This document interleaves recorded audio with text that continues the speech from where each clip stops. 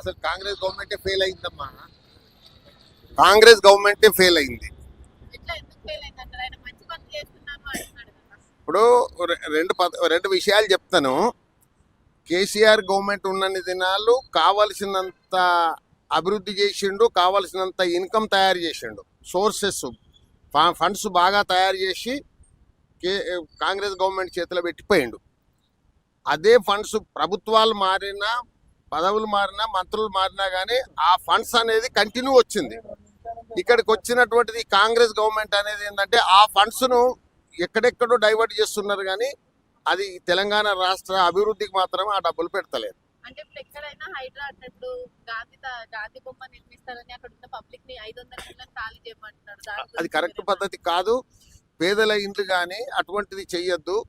చెయ్యాల్సినటువంటి development చాలా ఉన్నది తెలంగాణలో ఎన్నో వనరులను చేయడానికి చాలా ఉన్నది. అది ఆ మూసీని చేయాల్సిన అవసరం లేదు. మూసీని కూడా ఒక పార్ట్ ఆఫ్ పిలిగ్రిమ్ సెంటరే, కానీ అంచెలంచెలుగా చేయాలి. కానీ ఇల్లు కూలగొట్టి చేస్తామని ఇంకేదో చేస్తామనేది కరెక్ట్ పద్ధతి కాదు. రీసెంట్ గా కవిత గారు